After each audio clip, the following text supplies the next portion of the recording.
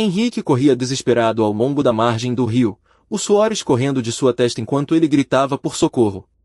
A lua cheia iluminava o cenário de terror, corpos boiando na água, rostos desfigurados e olhos vidrados.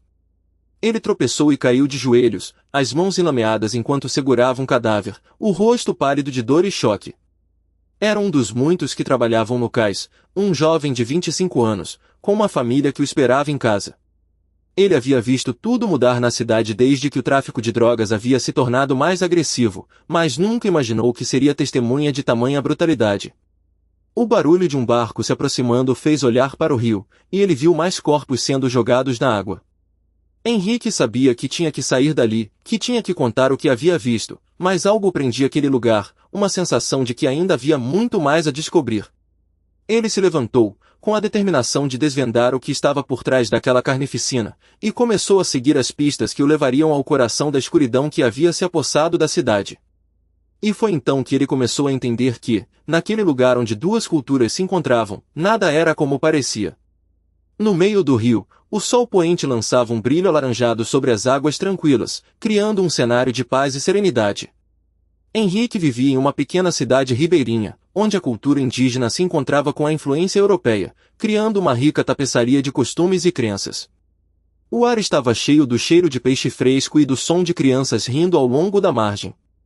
Henrique havia crescido ouvindo histórias de seu avô, um homem sábio que conhecia os segredos do rio e as lendas da floresta. Ele lembrava das noites em que se sentava à beira do fogo, ouvindo o avô contar histórias de deuses e espíritos que habitavam a floresta. O avô dizia que o rio era um caminho para o desconhecido, um lugar onde os vivos e os mortos se encontravam. A cidade era um lugar de encontro, onde as pessoas se reuniam para trocar histórias e mercadorias. Henrique amava caminhar ao longo da margem, sentindo o sol no rosto e o vento nos cabelos. Ele conhecia cada uma das lojas e cada um dos barcos que atracavam no porto. O som do motor dos barcos e o cheiro de diesel eram uma parte integrante da vida na cidade. Henrique havia construído uma vida simples, mas plena, na cidade.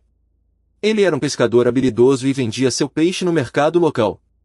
Ele também era um músico talentoso e tocava seu violão em shows ao longo da margem. A música era uma parte importante da vida na cidade, e Henrique amava se reunir com os amigos para tocar e cantar. No entanto, havia algo que Henrique fazia todos os dias, algo que parecia insignificante, mas que tinha um significado profundo para ele. Ele sempre colocava uma pequena pedra branca no bolso antes de sair para pescar. Era um hábito que ele havia adotado desde criança, e que o fazia se sentir conectado ao avô. Um dia, enquanto Henrique estava pescando, ele ouviu um barulho estranho vindo do interior da floresta. Ele se levantou para investigar e viu uma nuvem de poeira se aproximando.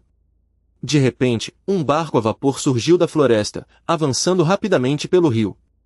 O barco era enorme e parecia um monstro, com uma chaminé que cuspia fumaça e um motor que rugia. Henrique sentiu o chão tremer sob seus pés enquanto o barco se aproximava. Ele tentou correr, mas era tarde demais. O barco atingiu a margem com uma força descomunal, destruindo as casas e os barcos que estavam atracados. Henrique foi jogado ao chão e sentiu o mundo ao seu redor desmoronar. A cidade estava sendo destruída, e Henrique via tudo o que ele havia construído e amado sendo levado embora.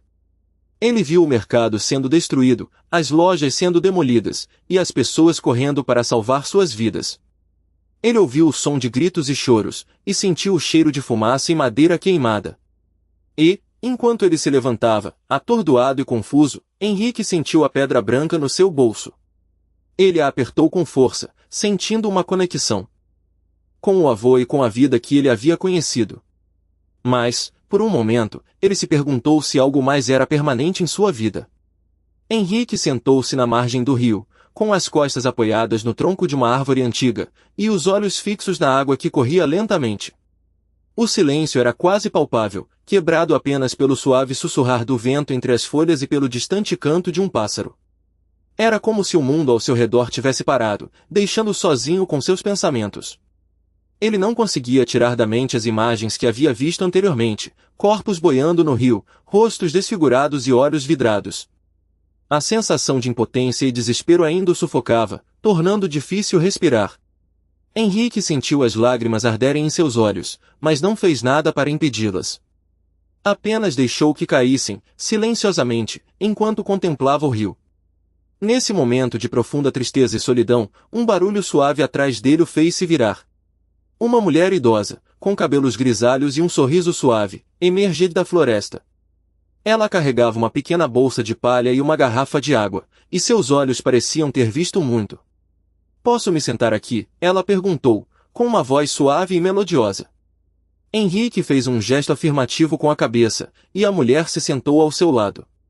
"Meu nome é Akua", ela disse, estendendo a mão. Henrique apertou-a, sentindo uma sensação de calma ao tocar sua mão. "Eu sou Henrique", respondeu.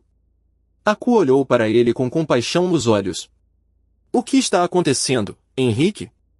Você parece estar carregando um peso muito grande." Henrique hesitou por um momento, sem saber se deveria compartilhar seus problemas com aquela estranha. Mas havia algo em seus olhos que o fez confiar nela. "Eu vi coisas. Coisas terríveis", ele começou a dizer, com a voz trêmula. Akua assentiu com a cabeça, incentivando-o a continuar.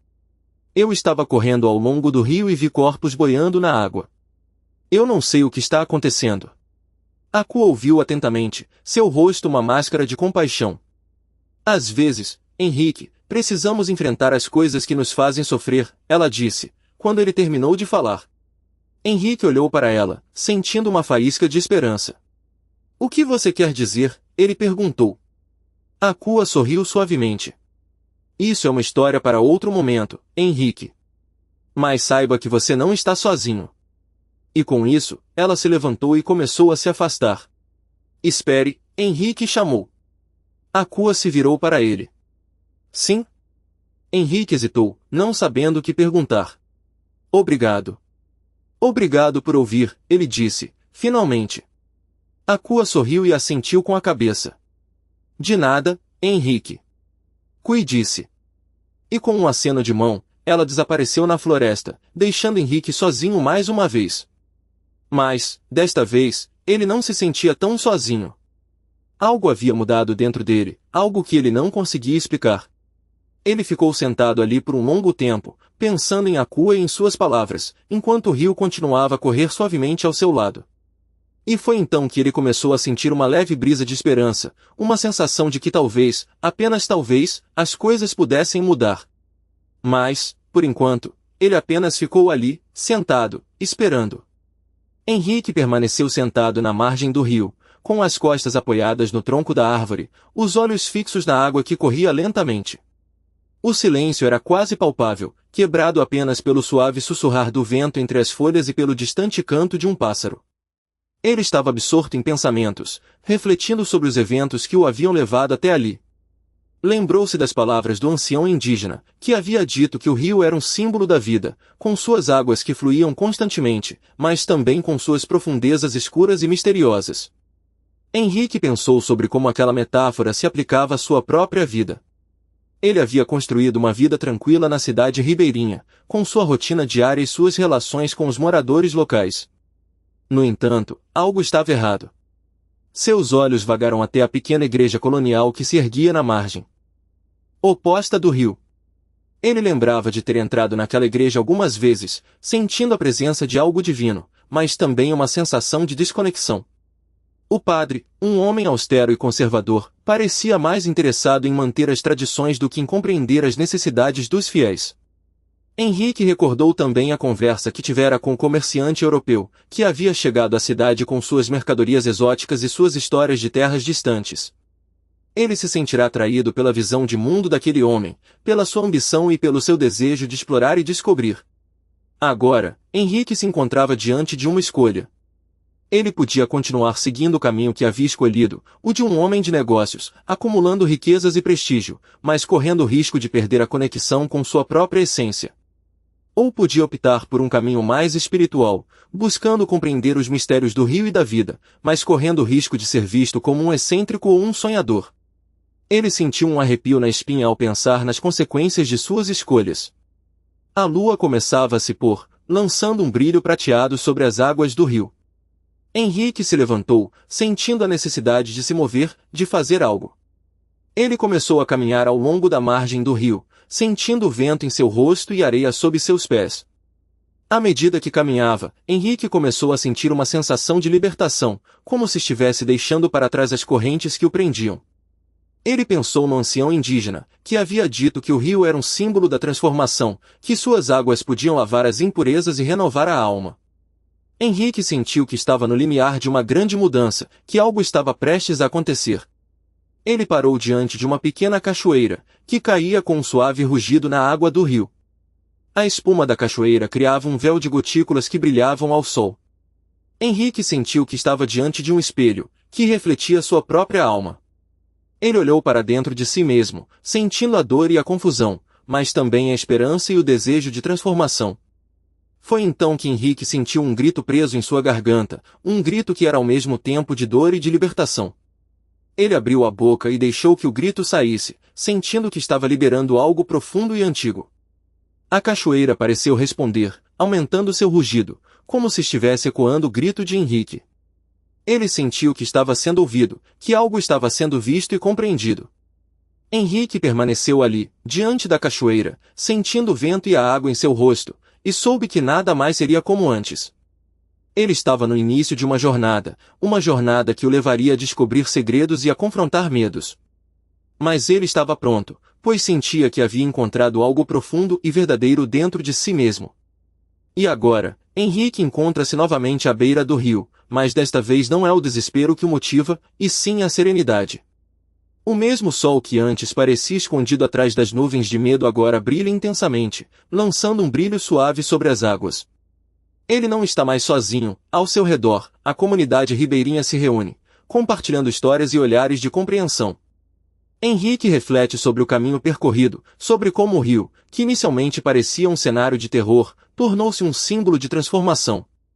Ele pensa em como a vida é como o fluxo do rio, às vezes turbulenta, outras vezes serena, mas sempre em movimento.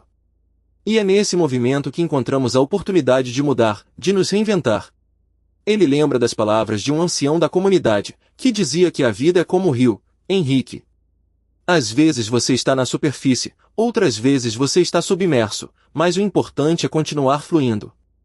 Henrique entende agora que o verdadeiro terror não era o rio em si, mas o medo de se deixar levar por suas correntezas. Agora, Henrique vê os corpos que antes pareciam tão desfigurados e vidrados de uma perspectiva diferente. Ele os vê como símbolos de vidas que, de alguma forma, foram interrompidas, mas que também podem servir de lembrete de que a vida é preciosa e deve ser vivida plenamente. Ele fecha os olhos e deixa o som suave do rio o envolver. Sente o calor do sol em seu rosto e a brisa suave que vem do rio. E nesse momento, Henrique entende que a verdadeira história não é a do rio ou a dos corpos que ele carrega, mas a de cada um de nós, que estamos todos fluindo, uns ao lado dos outros, em nossas jornadas pessoais. E quando abre os olhos novamente, o reflexo do sol poente nas águas do rio cria um brilho que parece vir de dentro dele mesmo. Ele sorri suavemente, sentindo uma paz que antes parecia perdida. Nesse momento, tudo faz sentido, e ele sabe que, não importa o que aconteça, ele sempre poderá encontrar sua própria margem, seu próprio refúgio, no fluxo incessante da vida. E é assim que, finalmente, Henrique entende que cada um de nós tem o próprio rio para atravessar.